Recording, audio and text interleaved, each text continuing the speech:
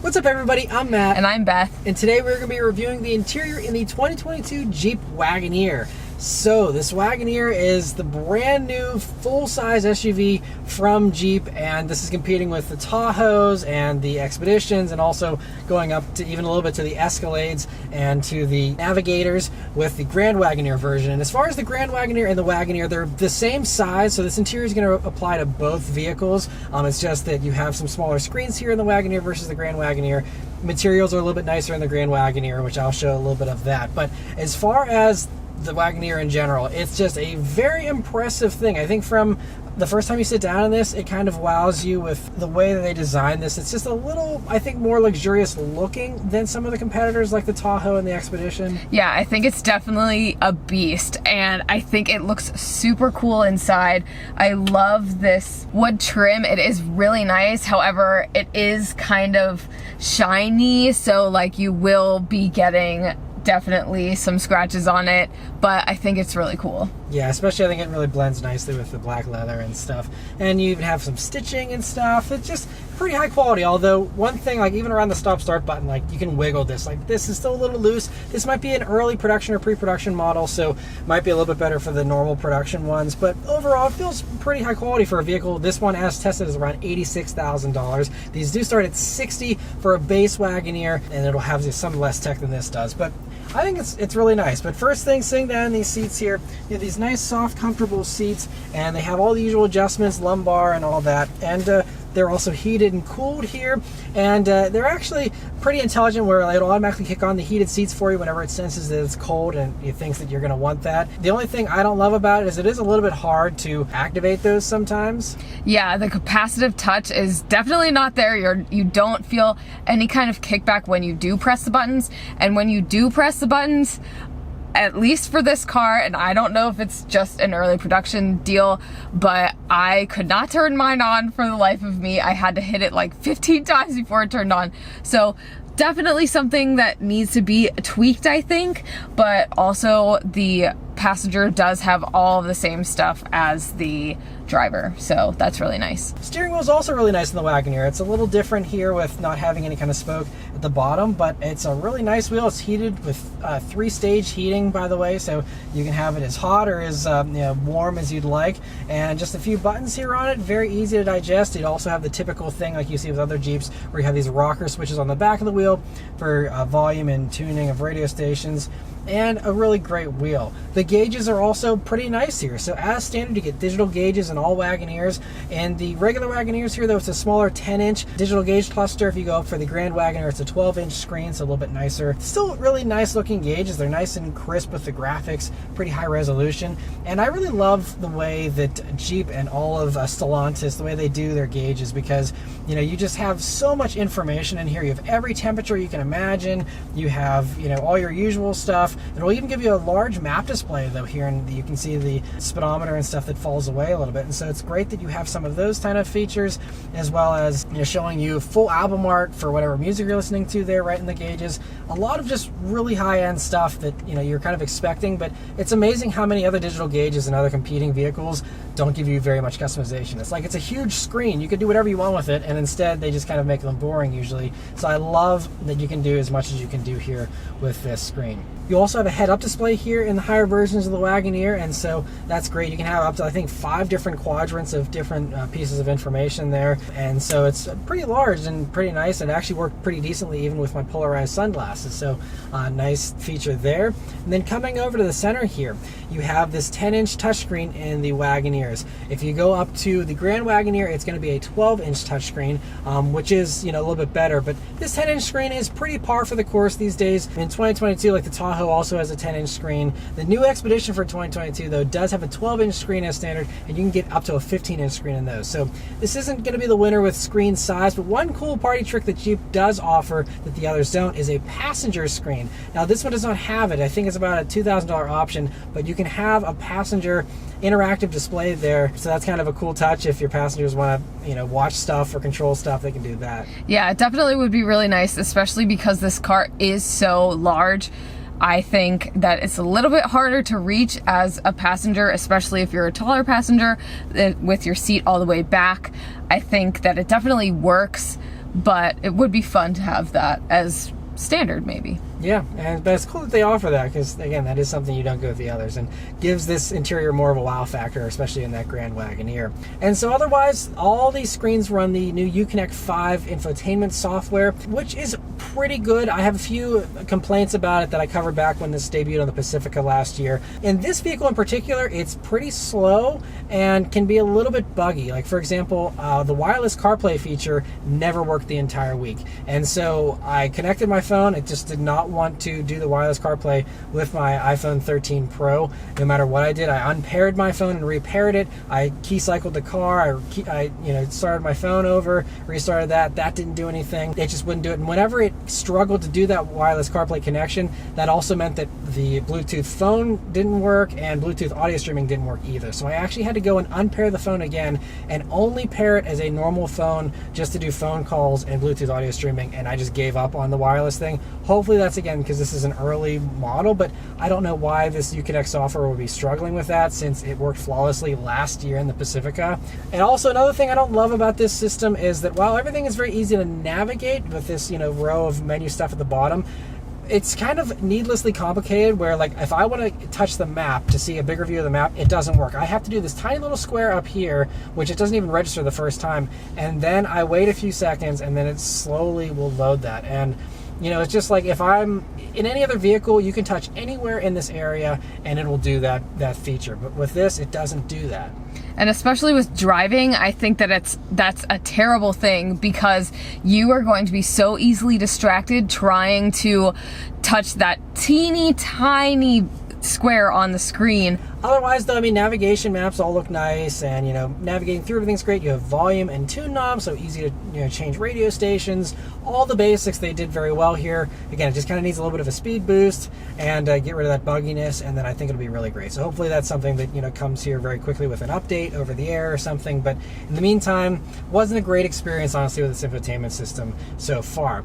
Beneath that, though, you have a little row of buttons there to give you some shortcuts for the climate controls, and it's nice that you have that. Now in the Grand Wagoneer, you'll actually have your climate controls on another screen that's down here that actually does fold out of the way, which is a really cool touch. And so that will kind of make this similar to like the Audis and vehicles like that have these dual screens for climate and stuff.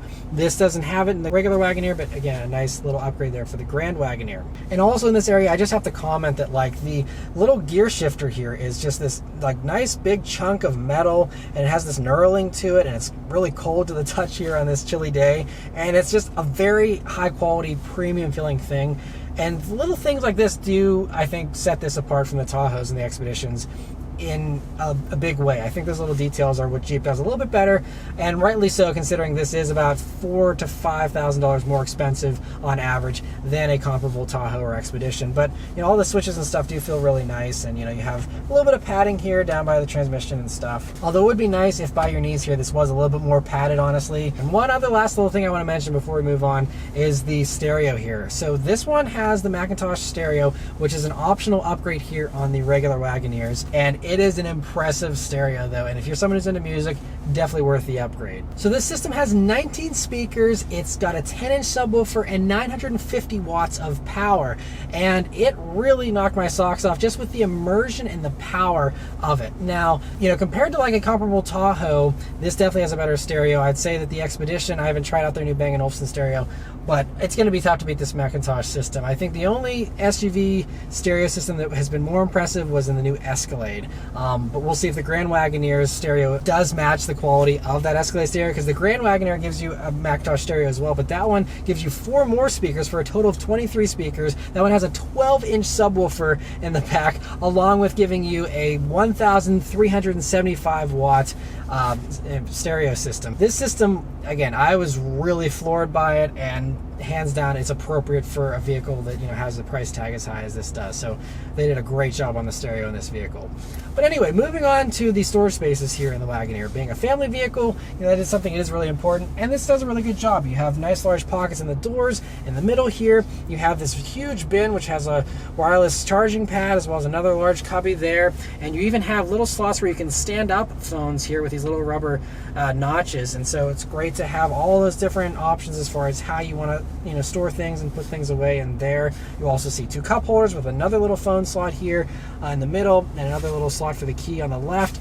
And then you have this center armrest, which does have some good amount of padding to it. It's not pillowy soft, but it's pretty good. And you'll see first another little slot here, which can fit maybe a smaller smartphone, as well as having a USB jack and a USB-C jack in there. You also will see 2 more USB jacks and 2 more USB-C jacks and an auxiliary jack down there with that wireless charging pad. But then you open up this whole center console, and this one has the optional safe, which I'm not sure how big it is because I don't have access to that. I don't have the key or the code to get into that, but that is an option you can get here. Pretty cool that it offers that. I would assume this would be a nice large bin in here if you didn't have the safe, and but just a very cool touch. I opened that up, I was like, oh wow, there's an actual safe in here. That's pretty legit.